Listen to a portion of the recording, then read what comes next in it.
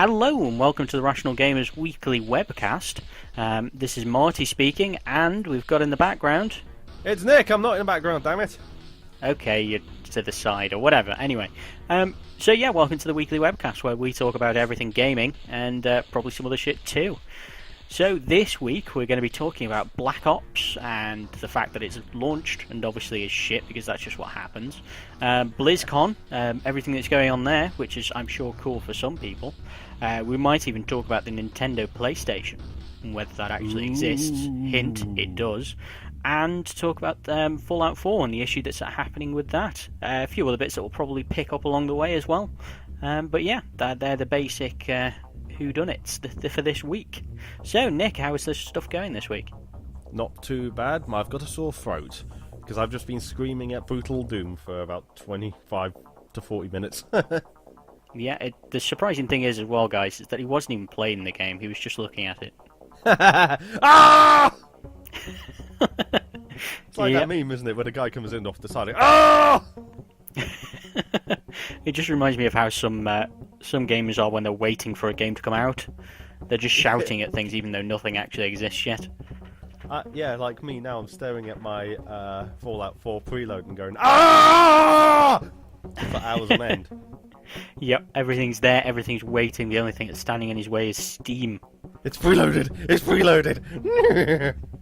That was weird. We'll get there in the end. Please don't make jockey sounds again. Yeah, that freaks me out. Makes me look behind my back just to be sure. I kind of think it's cool that I can actually do a jockey sound. Yeah, it was pretty convincing as well. I think everybody will agree with me on that one. Let's talk about, I don't know, what do you fancy first? Shall we go with Black Ops? Let's get that out of the way. Yeah, okay, so Black Ops is out. I'm not a big fan of the yearly installments of any of these games, like Call of Duty or what Assassin's Creed has become. But apparently loads of people still are. I mean, the reviews only give it mixed ratings. But even more so is that when people try to go online to play the multiplayer, which, you know, is the main reason people buy these games as opposed to the campaign, they found that there was a bunch of server errors. And they're having problems with map downloads as well. So I'm wondering, like, was this a genuine like cock up, or is Activision just not really caring as much? Because, you know, previously as they've launched fine and it's all been dandy, so you'd think they know what they're doing.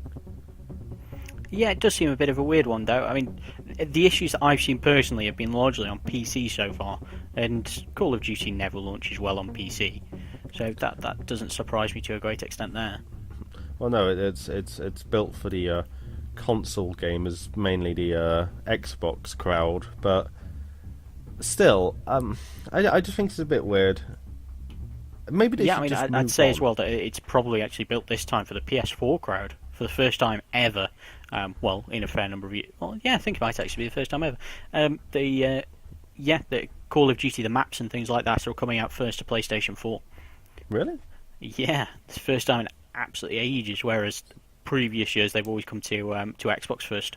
Well, yeah, it's been in the past. Although it hasn't been an Xbox exclusive, it might as well have been for the amount of people who played it on Xbox as opposed to like PlayStation.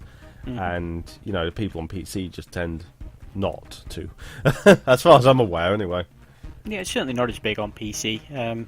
But PC gamers have got a fair number of first-person shooters to choose from, should they wish, with all with pretty active servers and so on. So. Oh yeah, we've got our own stuff. Like, there's a lot of stuff on PC that you can't get on console. Like, a loadout is one of them, and that's really, really good. I haven't played it for ages, though. Pretty sure you can play Loadout on PS4. Can you? Yeah, like 99% sure. I'm going to just double check. Yes, you can. Oh, well, yep, free to play. Like I say, I haven't played Loadout for a while, and I didn't know that, so, you know. Never mind, ignore me. But yeah, you can play it on there. I've never played it myself. I don't know whether it's actually any good on there, but you certainly can. I'd go more towards something like Team Fortress 2 and, whatchamacallit, Global Offensive. Well, yeah, those are the obvious ones. Yeah, I mean, they're kind of Counter-Strike. These things are massive on PC. And yes, they have had releases on consoles, both of them, but they've never taken off in the same way, and they're not kind of eligible to be played on the current-gen consoles. Yeah, it's understandable that console gamers will go to whatever they can play and whatever's active at the time, which Call of Duty undoubtedly will be upon launch, but with the issues that they've got at the moment, it's absolutely insane. I mean, I've seen people having to jump over imaginary walls which obscure their view as they're playing as well. It's just absolute farce. Part of me kind of tries to think that maybe Activision or whoever built this game now, I've lost track with the Call of Duties. I don't really care anymore. Maybe they don't really want to be doing this anymore, so they're not putting their all in, because this has been a yearly event. Every November, a new Call of Duty games come out, and it's mostly the same thing. Mm-hmm. And you can't imagine that these people who are making these games, the developers, the actual staff, are feeling that it's very rewarding to be doing that over and over and over again. That's the reason at Valve why they haven't released Half-Life 3 yet, or even announced it, because they're too busy wanting to do other things. And you haven't. What's your opinion on that? Because I'm running out of things to say. I'm going to start going into stream of consciousness stuff in a minute. No, I mean, that's kind of fair enough. I probably look at it a slightly different way, though, in that they are creating games that are played by a massive number of people and are loved by a massive number of people. So, how can anything get more fulfilling than that, really? But another thing I'd bring up as well, if we're looking at performance issues, is on PC. What's his name? Jim Sterling played it on PC not so long ago. Did a squirty play on it. I think it was today, actually, which is Saturday. And I don't know, it looked absolutely terrible. He specifically said it was unplayable because of the frame rate. It would stutter. He was lucky to get 30 frames a second out of it. It was lingering around about 10 or 15 at some points. Which, for a first-person shooter, that does make it unplayable. That's as simple as that. So, yeah, I'm quite worried about that he kept on comparing it to Arkham Knight. I don't know whether things were necessarily that bad. I don't know whether he was being a bit sensationalist there, but yeah, it really was poor, to say the least. To be fair, it's working on a pretty old engine now. I mean, it hasn't been improved all that much, and for God's sake, this is the engine that they built COD 4 on, Modern Warfare. Mm-hmm. And since then, there's been hang on, give me a minute. Oh, that was in 2007. That's nearly a decade old. Mm-hmm. So, yeah, no wonder there's issues if they're trying to do more and more action-based and more cinematic-type things in the game, and it can't take it, the engine, basically.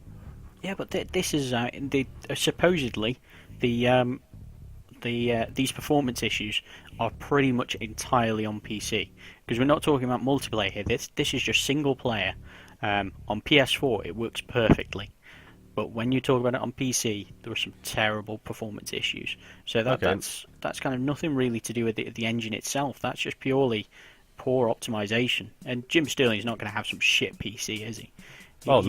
I'm pretty sure that he's got a decent PC in there. So yeah, I mean that's insane. And you could see the argument that it is comparable to Arkham Knight when you get to that sort of level of awfulness.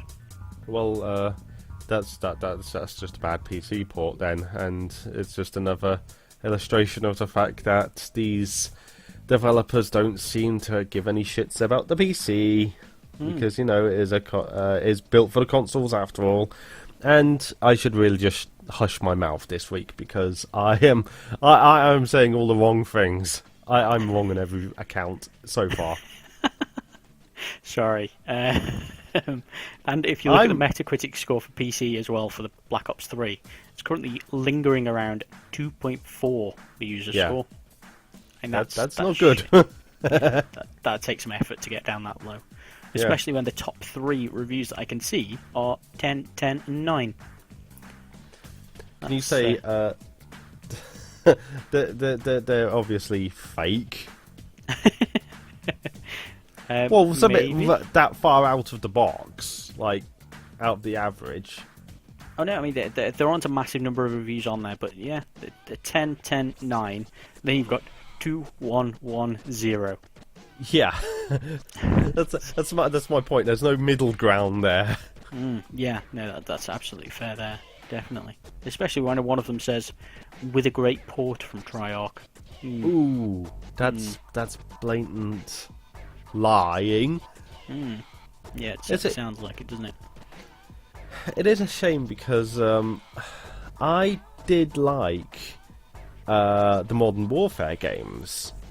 I thought they were really, really good, the campaign, and I don't really have any doubts that the campaigns that they're coming up with are good.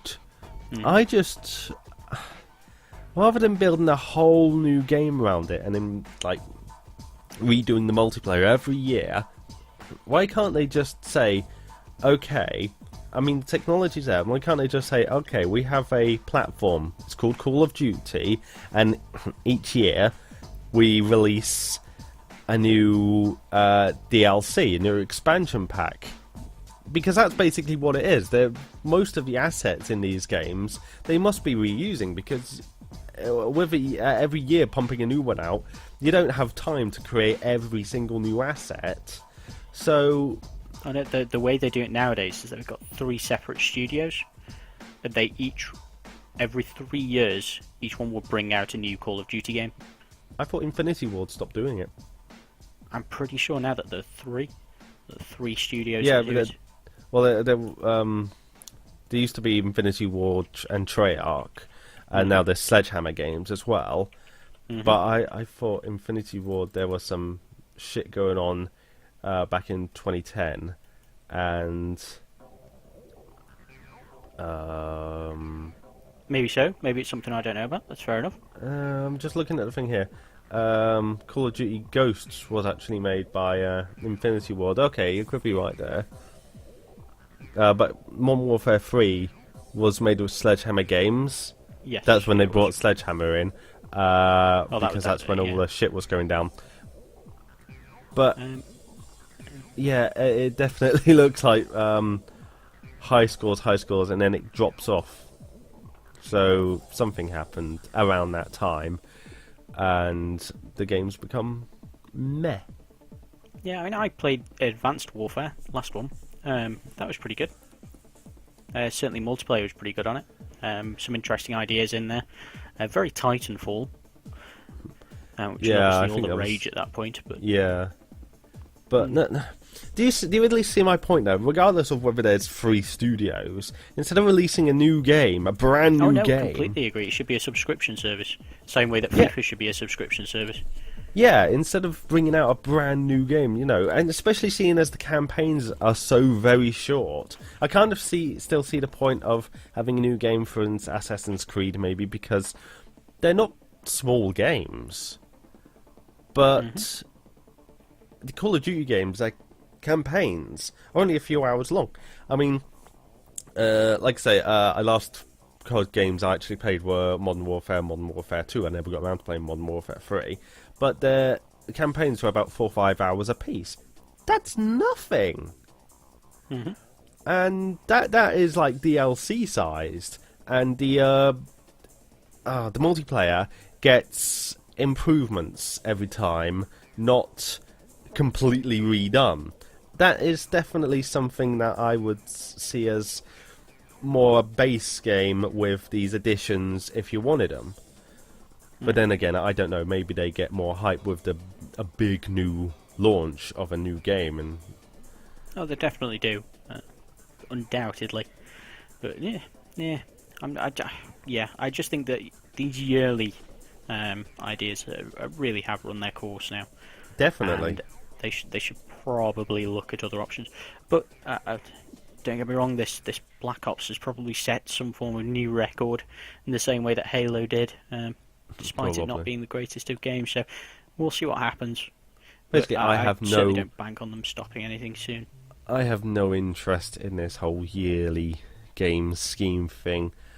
I used to love the Assassin's Creed series. I genuinely do not give a shit anymore.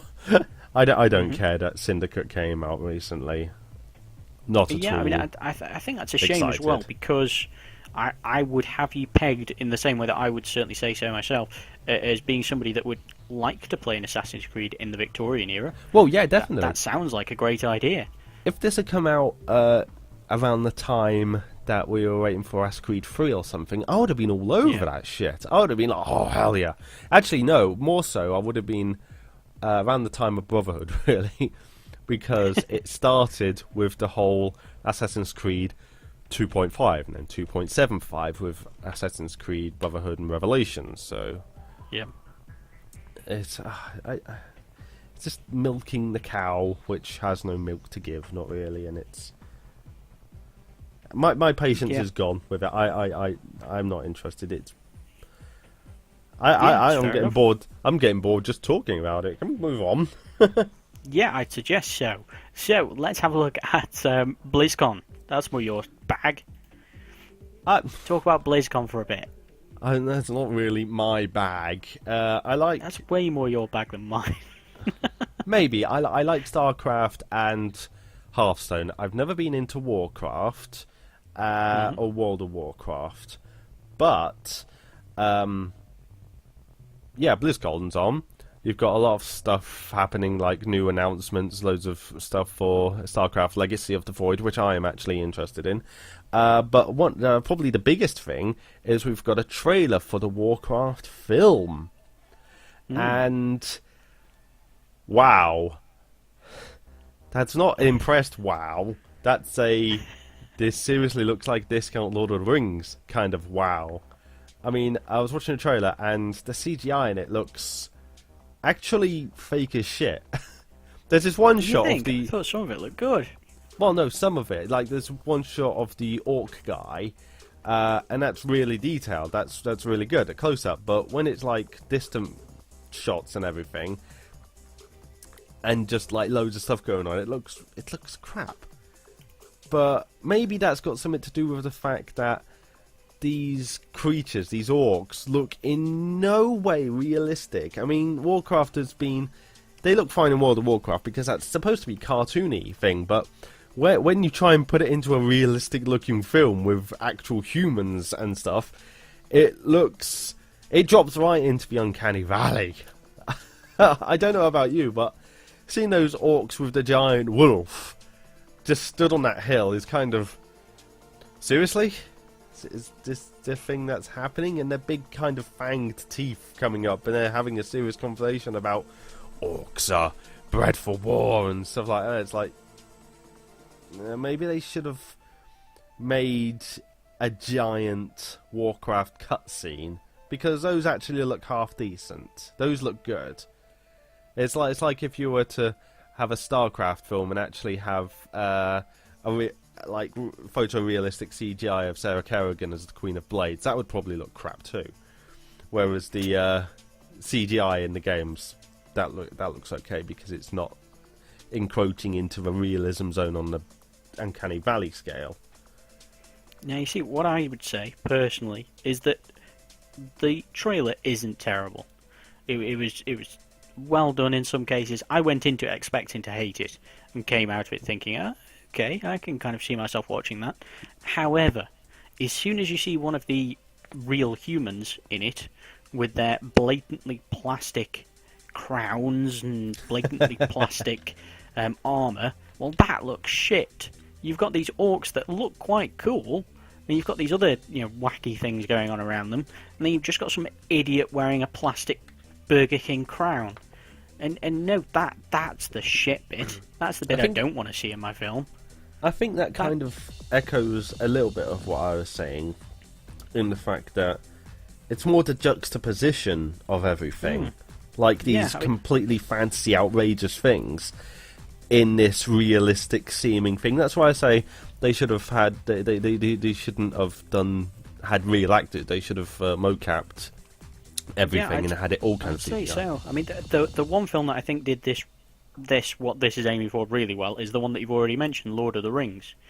They kind of blended the real humans and these ever so slightly CGI things quite well. The Hobbit, on the other hand, I think did it quite poorly. So I don't know. I don't know where I'm aiming for in the middle there somewhere. But I think that what they did very well was use practical effects, which it doesn't look like Warcraft definitely used. And I think that we're all beginning to learn now that practical effects are really what makes a film look very, very good. Well, that's the thing. What, say, for example, the Dark Knight trilogy used a lot of practical effects. And obviously, a few of these Marvel films use a lot of practical effects to great effect. In the new Star Wars film, they're using practical effects. Yes. And I think they're really going to benefit from them because it's not going to be like the crap you had in the prequel films with like Jar Jar Binks. Yeah, that was. Are you going to say you like Jar Jar Binks again? I didn't say I liked him last time. I said my sister liked him. Me too, And I also said that I didn't appreciate that. Yeah, I'm not a fan of Jar Jar Binks. I never will be. I'm happy to go on record with that. And that's Marty guarantee. Jar Jar Binks, more polarizing than the Ewoks. Yeah. Did you know that Ewok is never mentioned? The word Ewok is never mentioned in the Star Wars films. I'm trying to I think. didn't realise that. No, it isn't, is it? No, not at any point. That's interesting. How did we find out the name then? Is it just some expanded universe stuff that creeped into canon? No, they are credited at the end of the film as being. Oh, right. Okay. So I think it might be that, but also obviously there was the short series as well. Oh TV God! Series. Oh God! Yeah, that was terrible. Yeah, something like the Caravan of something or another. Yeah, there was an Ewok film as well, and that was terrible too. Was there? Didn't know that. Yeah. No way. As if I missed that one somehow. Ridiculous. Anyway. So yeah, other kind of bits from BlizzCon, as we already mentioned, the Hearthstone expansion, which a lot of people are looking forward to. I have dabbled in Hearthstone. I appreciate a good game of Hearthstone. So yeah, I'm kind of looking forward to seeing what happens with that. But also, the issue which always happens with something like a card game, as they start to bring in new cards, is whether there'll be any form of power creep. I am wary of it, in the same way that I'm always wary of an expansion. Yeah. At the end of the day, they didn't do a very good job of that last time, by the sounds of things. At the end of the day, bringing out new expansions for card games ends up about balancing the last expansion he brought out. That was to balance the last expansion. Yeah, and you can't be seen to kind of nerf these cards or anything like that, because that can ruin people's decks. So, yeah, I'm a bit worried. But still, they might do it right this time. Probably won't. Maybe. Well, they've got a big pot of potential money for the future there. They're going to keep releasing expansions because Hearthstone has become a really big thing. My relationship with Hearthstone is my relationship with Magic the Gathering. I will go back to it occasionally and see what's new, but it never lasts greatly long. I'm like, yeah, that was fun. Then I kind of wander off again, and sometimes I think these expansions are to kind of reel those people back in. It's like, oh yeah, okay, yeah, this is cool, okay, I'm bored now. And then it happens again and again and again. Yeah, I can see that. Personally, I was a fan of Hearthstone. I really liked it. I was just, I don't know, I can get addicted to things quite easily. So I was kind of worried that might... Shut up. I was kind of worried that might happen with Hearthstone. So I put it to one side and vowed never to go back to it. I then downloaded it on my phone, played it for a bit, and vowed never to go back to it. So we'll see what happens. See, I've only ever been addicted. I say addicted to one gaming type property. Believe it or not, that was RuneScape. Yeah, I imagine a lot of people our age would say that. To be fair, I know that one of my good friends from high school used to play a heck of a lot of RuneScape. A few of them did, actually. I mean, I even got the the premium stuff for a couple of months once, and this was back in the day where I had no money. My family had no money. So to do that was a really big thing for me. It's only like £5 a month. These days it'd be nothing, but back then it was, oh my god, he's paying for something. Yeah, I mean, to be fair, at that point, paying for anything on the internet was crazy talk anyway. Oh yeah. Just in and of itself. Paying for something virtual was just crazy. Now it's kind of commonplace, Yeah, certainly not as common as it is nowadays, where, I don't know, I've probably got 6 or 7 subscriptions going out my bank account every month. Yeah. Yeah, well. Netflix is a must for everybody. Oh yeah, of course, Netflix, Now TV, at least one of the music systems that are going around nowadays. I did use Google Music for a while. Stopped it at the moment. I don't actually have any subscriptions to any of the music things like Deezer or Spotify or anything, but my fiance's got Amazon Prime that we share. But I'm thinking of getting my own because it's a pain in the arse to log out of mine and then log into hers just to listen to the music. Mm-hmm.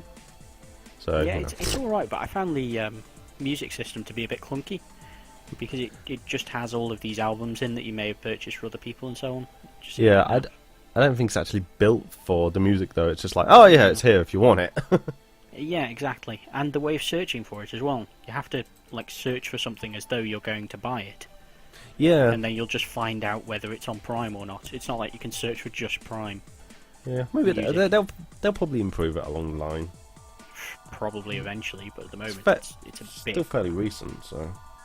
Yeah, it's relatively new. I will go back to it probably. I had a bit of a falling out with Amazon, which involved a fair number of conversations with them, talking to supervisors and so on, until they eventually gave me some money. So, yeah, I'm going to probably keep on the back foot with Amazon for a little bit. Because they're dickheads. You won't stay on the back foot too long because Amazon has become an integral part of life. I don't think I could live without... What really annoyed me with Amazon is them stopping the sales of other streaming devices. Did you hear about that? Yeah, they no longer sell Chromecast, and they no longer sell Apple TV. It's because they got their own, isn't it? It's the same way as that I've got a Roku box, but it doesn't have an Apple... it doesn't have an Amazon TV app, Amazon Prime app. Does it? You have to... No. You have to get a Fire TV thing, dongle thing for that, because they want it to be proprietary. See, that's kind of shit. It's kind of dickish. I'm still hoping that eventually they'll realise, oh yeah, we'll probably do better if we release an app. Mm-hmm. But the thing that really annoyed me was at one point they had... Did you ever hear about the kind of Sky TV streaming devices that they had? Yeah, I think so. God, there's so many of them. Yeah, they had those, and they had Netflix on the box, but they didn't have a Netflix app, and they never bought one out. Yeah. Yeah, so I very nearly bought one until I started to do a bit of research and realised that it was all just a lie that was printed on the box of the item. Yeah, they can't do that. That's stupid. You'd have thought so, wouldn't you? That's false advertising, really, gone isn't off it? topic there, Nick. Let's veer it back on track. Let's talk about Nintendo's PlayStation. Yeah, let's get back onto that sane thing. So what do you know about the Nintendo PlayStation, Nick? That it's a Nintendo and a PlayStation. It's got both a SNES cartridge slot and a PlayStation disc drive. Basically, it's 2 in 1. Yeah, I mean it's like somebody mashed the two together and be like, yeah, there we go. Kind of. I mean, it was born out of originally a conversation between Sony and Nintendo in a partnership that Sony were going to create a console which allowed you to play SNES games, but would also have a CD-ROM drive, and therefore be able to play other games, which you could argue were PlayStation games, and no guarantee that it was necessarily going to be that in particular, but that was the aim. Then there was a falling out between the two companies, and one day they unveiled the Nintendo PlayStation. The very next day, Nintendo very publicly came out and said, oh yeah, we're no longer going to be working with Sony, and we are now going to be working with Philips. Which I think was not only a dick move, but was also one of the poorest decisions Nintendo ever made. And will forever go down in the history as that fact. As it's well known that Sony, that little company, went on to create the Sony PlayStation. The thing is, would have history gone so well had they maintained their partnership? Oh, probably not, because the SNES was at the time was kind of already slightly underpowered, and it was going the wrong way. So to create a console that was capable of playing SNES games wasn't necessarily the greatest idea. It's whether the CD drive would have been up to much, and whether that would have been able to play anything decent. Well, it's the fact that, to my knowledge, it's the fact that Sony were trying to deliberately build a console better than Nintendo because of all this, that you come about with the PlayStation 1, which blew everything else out the water. If you'd said that to my younger self, I would have argued like a bitch, because I had a Sega Saturn. And oh, wow. What? Wow. Yeah, I refused to acknowledge that anything was better than it. And now I see the flaw in my ways. I did play a couple of Sega Saturn games. The one that I enjoyed most was... it was based on the film. What was the film called now? The Independence Day. Oh, I played that. It was awful. I kind of enjoyed it. Maybe it's just because it was my first 3D kind of dogfighting game. I don't know. But you could only be under the alien saucer, and every time you tried to go out from it, you hit an invisible wall. Well, yeah, but it was just about the 3D kind of dogfighting that you had with your friends as you were playing multiplayer. It was good times. I didn't like it. The good games on the Sega Saturn were Clockwork Knight, both of them, and Panzer Dragon, I think it was called. Yes, Panzer Dragoon. Dragoon, even, yeah. Yeah, I've heard about that. It's fucking hard, though. Yeah, really expensive as well nowadays. Don't know if you still got that, but it's worth some money. I really wish I did. I sold my Saturn years and years and years ago when everybody realised, it's shit. I should have held on to it. It would have been worth something now.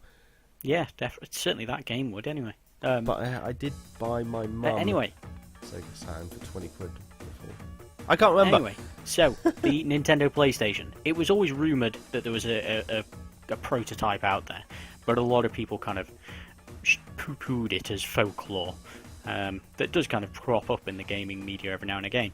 But one of them came to light around about 6 to 12 months ago on Reddit, of all places.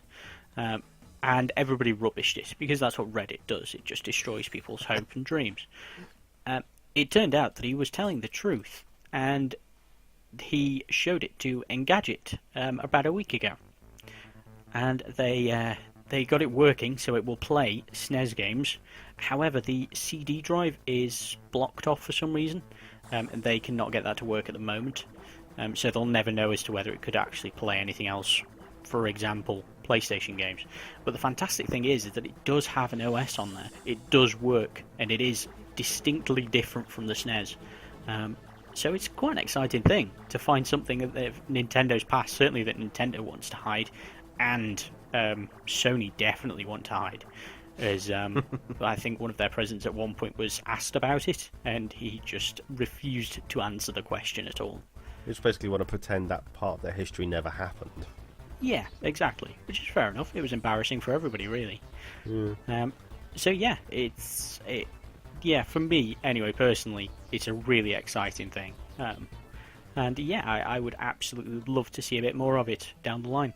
It is interesting to see a really old piece of gaming history get dredged up like this, and it actually, works. It's proof of concept that, it does make sense and everything.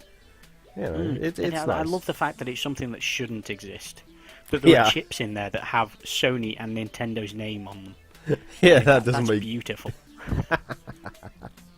Just seeing the name Nintendo PlayStation just doesn't register properly. It's like, it doesn't make sense. That's not computer. Yeah, it's an absolutely beautiful thing. So yeah, fingers crossed we'll see more of it soon, and something will happen with it. But I don't know. I just thought I'd tell you guys about it, and search it out. There's an Engadget article on it. A bit of history about it, and them talking about what's actually going in there. They ended up putting it into an X-ray machine to see what was going on inside. So you get some odd pictures of an X-rayed Nintendo PlayStation, which is very cool. Yeah, and if anybody says like, "Oh, why didn't I just open it?" those people get slapped. Yeah, I mean that's a bit stupid. So yeah. It wasn't even sure whether this thing was going to work in the first place, let alone opening the bloody thing. Yeah, I think they were worried that it was going to be booby-trapped. That they were going to open it and it'd blow up or something. Which, yeah, but has been known with these prototype consoles. Yeah, because of if they get stolen and stuff. Yeah, exactly. Industrial espionage and whatnot. Yeah, trade secrets and stuff. So yeah, it was cool. It was interesting, and it's out there, and it's real. That's what I love about it. It is real and probably worth a fuck ton of money. Oh yeah, a collector. That's just invaluable. Yeah. I mean, you could, I know I'd pay a heck of a lot of money for it, and I don't have that much money. So it'd be interesting to see what somebody with money would like to pay for it. How much money would you give? All the money! Yeah, all my money, certainly. I would give all my money for that. But it's not much money, so they'll probably not sell it to me. It will not be a Rational Gamers exclusive, I'm sorry to let people down. Well, speaking of money and not having much of it, Game have screwed up with some people's pre-purchases of Fallout 4, meaning that they will not be getting the game. Well, basically, their order's been cancelled. This wouldn't be a big deal, not really, if it wasn't for the fact that it's the Pip-Boy edition. And if it was me, I would be seething. Apparently, these people paid with their PayPal or something, and there were some issues with the card details didn't go through properly, and so they were automatically cancelled. But everybody's saying, "Oh no, I had enough money in the bank. It's your fault. You're cocking up." And the game is saying that they're putting Pip-Boy editions to one side for when their money goes through, but there's no guarantee. So these people who have pre-ordered that might not get their Pip-Boy editions. Mm-hmm. Yeah, what's up with that? Absolute farce. Yeah, absolute farce. Especially because it's one of those things that was so revered and so looked forward to by so many people. That yeah, absolute crap that Game have mucked up with something like that. The Game have mucked up selling games. They don't do much else. I've not really been impressed with Game for any number of years though, so to be honest, I'm one not of those places I still go into, but I very rarely actually buy anything. I go into Game, realise why the hell am I here, turn around and leave. Fair enough. It's like, the PC section is about 2 foot square, and of course, if you're going in there for PC, then you're definitely in the wrong place. And everything's massively overpriced, so. But yeah, so Fallout 4. People have had these things cancelled. It's pretty shit. I mean, Game are saying that they're going to do things about it and make sure that people are able to get their games, but if you look at Twitter, the number of people that are arguing about this, that have got these issues, I don't know whether these people are going to be able to get those games in time, whether Game can really get their act together in that short space of time. It doesn't strike me as being Game's forte. No. I just try and put myself in the position of these people who pre-ordered this, and I can't imagine how angry I would be about this. This is ridiculous. Yeah, I think the thing that would annoy me most is that I would pre-order a game so as to not have the hassle of having to go and pick it up on the day it comes out.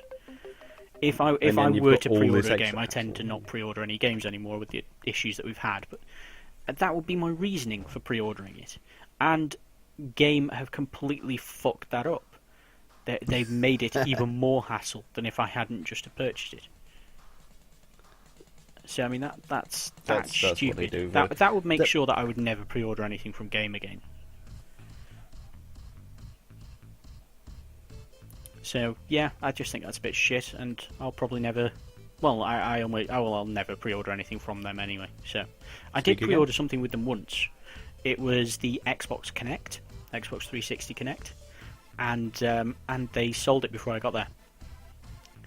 So my pre-order was worth nothing, and they said that I could have one when they next get one in. I told them Really? that was very good of them. They could go fuck themselves. See, that's the thing. But yeah, so I'm not a fan of game. I never will be a fan of game. So, Nick, if you stop being such a dick about Fallout 4, we'll move on to Konami. I'm not being a dick about Fallout 4. Fallout 4 is awesome. Yeah, sure he is. So, if we look at Konami... So, Konami are well known for being penises. That's kind of their thing. So, Konami have shut down their Los Angeles studio. Yay! Well done, Konami. Bravo. Obviously, they are trying to burn their gaming division to the ground. This is well known.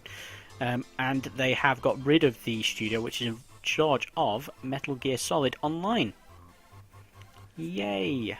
It wasn't that long ago that we talked about Konami stopping AAA game development and just working solely on pachinko machines, isn't it? Yeah, which is okay if that's what they want to do, so be it. But that doesn't mean that they should harm the games that are out, which they have already pledged to support for a period of time. And what do? Harm the games that are already out that they've pledged to support.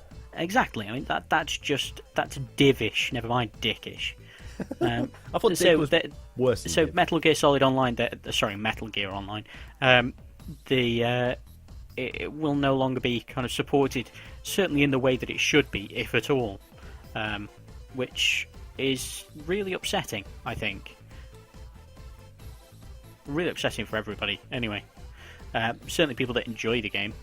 I'm just not overly sure what their ultimate aim behind all this is. I mean, they can't be having money troubles to have to shut these studios down, but the fact that, like you say, they seem to be deliberately trying to sabotage their mainstream games division. Mm-hmm. It just doesn't make any sense. Are they deliberately trying to move out of that area and do something different? Is that their fine lane? What is their objective? Yeah, it certainly sounds that way, doesn't it? That they just want to be rid of games altogether. Yeah. And it should be noted as well that they recently stated that Kojima hasn't left the company and that he's just on holiday. No, he's gone. Yeah, I mean that's ridiculous. I mean that's absolutely ridiculous that they would try and say that when it's so painfully clear that he's gone. What? There's got to be something going on in there. Mm-hmm. I mean, all this doesn't happen for no reason. Mm-hmm. We just have to wait to see what the reason is. I bet you in a few weeks or months' time, something big will come out about Konami, and everybody will go, "Oh, that's why," and it all makes sense. But for now, it's like a puzzle. Yeah, I just think it's a bit ridiculous that they haven't got the balls to just come out and say, "Yeah, so we're going to be shutting down these things. We're focusing on pachinko machines now. We think that gamers are idiots. We don't want to help them anymore, and we will be burning that to the ground for the time being. If we want to come back to it, we will, but at the moment, though, we're certainly not planning to." If they just came out and did that, people would have far more respect for them. Yeah, but to go around shutting studios, not telling people that they're shutting these studios, trying to specifically state that they're not shutting these studios, and then just suddenly saying, "Oh yeah, we have shut that studio that we said we didn't shut." Just before Christmas as well. I mean, that's really shitty on those developers, those hard-working, talented developers that they've just let go. It's very cloak and dagger, isn't it? Yeah. It's I don't know. For me, I'd argue that it's more just, I don't know, just childish. I've got a picture here. A picture of Kojima's farewell party on the 9th of October. And the caption is, "Here's a photo of Kojima's farewell party on October 9th at Konami, which Konami claims no knowledge of." Yeah. What? He's gone? I didn't know. I thought he was on holiday. Yeah, it is that ridiculous nowadays. No, I don't know what's going on. It's madness. Wait, it's some kind of covert cloak and dagger puzzle that we have to work out. You know what this is leading to, don't you? Don't you? Half-Life 3? Yes! Okay. Half-Life 3 confirmed. Definitely isn't confirmed, guys. And it will never be confirmed. Yeah, so I don't know. I will just leave it at Konami art penises. Just leave it there. I would have left it with the more professional sounding. More information is forthcoming, or should be forthcoming. Well, it won't be forthcoming from Konami, though. Well, no, just more information overall about the general situation. Like I said, I reckon something else is going to happen. You think? What, like? I don't What's know. Your That's prediction, the point, Nick? I don't know. That's the point. We have to wait and see. What with everything that's been going on, I can't help but think that down the line there's going to be another piece of news or something, and eventually it's all going to come into clarity. You know. Maybe so. Probably not, though. Anyway, there's one more topic I wanted to dwell on this week, and it was somewhat more light-hearted, and I'm a little bit like, what? There's a game that's about Eminem called Shady Wars on iTunes. This is a thing. This has actually happened. Have you watched the video of it? I haven't. I only found it this morning. I haven't actually had a chance to look up too much of it yet, but I can imagine it's mental. As crazy as it sounds. Yeah, it's a game where you move around Slim Shady at the bottom of the screen. He's got his, in the video I saw anyway, he got his mask on and a chainsaw, and he had to wander around to pick up the words which were falling from the top of the screen, which related to the song that was being sung. Seriously? Yeah, a little bit Guitar Hero-ish, with so the proper soundtrack. The Slim Shady game that comes out is a rhythm game, basically. Yep. A cross between Guitar Hero and Hatfall. Yeah. I mean, I've got to say, when you sent me the link, I was quite surprised, but I was also kind of looking forward to seeing what it was. Because Eminem is known as being a gamer. An old school gamer, at least. Meant to be a big fan of things like Donkey Kong and so on. So I thought, oh wow, if he's bringing out a game, maybe it's decent. Maybe it's something worth playing. Yeah, but a game called Shady Wars, you'd expect to be fucking mental. You know, it's Slim Shady. It's even got him with a chainsaw and the mask on. You know, old school Shady. Yeah, absolutely. But all he's doing is collecting note stuff, and it's like, no. Yeah, it was a bit naff. And also, as another thing to just quickly bring up, have you seen the Mass Effect trailer? Teaser. I saw about Mass Effect Andromeda. The fact you're only going to be able to play a human character, which I wasn't really surprised about, because originally BioWare were going to try and make multiple races in the original Bioshock, Mass Effect, but ended up didn't because it was difficult. But no, I have not. I am looking it up now. Like I said, I haven't had that much time this morning. No, it's fair enough. It's not very good. The teaser trailer is very small, very short, and doesn't actually show anything. But I just thought I'd let you know that it was out there. Just basically to say, look, there is a game that's called Mass Effect Andromeda, which we all knew about ages ago. Yeah, Commander Shepard's in the trailer. Commander Shepard's dead! Spoiler alert. He's in the trailer. He's dead. So yeah, that's happened. Or is that's he? There. Because if you take the bad ending at the end of Mass Effect 3, he's kind of alive-ish. I guess. Isn't there an argument that he's a zombie anyway? Well, yeah, because he actually got killed at the start of Mass Effect 2. Yeah, exactly. And then he was brought back to life by Cerberus. Maybe. Which I never really got anyway. You know? Anyway, I think we should probably leave it about there. What do you think? Yeah, we should. We're rambling somewhat. Yeah, we've been rambling for a lot of this one. The news was crap this week. Yeah, but It's stuff that's happened, but it's basically nothing just I care been. about. It's basically just been. It's BlizzCon. That's it. And we're Yeah. not big Blizzard people. So I'm No, sorry. Yeah, not my bag. So yeah, sorry about that, but still, I don't really care. We spoke about stuff, and that's what we do. So, hope you enjoyed it. If you want anything else, yeah, I mean that always happens. Not that because you like know, penis. not that, no homo. So, I hope that you had a good time. If you'd like to hear any more from us, like, comment, subscribe, all that kind of jazz. We put out Let's Plays all the time, and some of them All are good. the time. Yeah, every day. That's how awesome we are. We do the shit so you don't have to. So, yeah, if you want to hear any more from us, get in touch. Other than that, we'll talk to you again next week. Have a good week, everybody. Bye bye. See you guys. Bye-bye.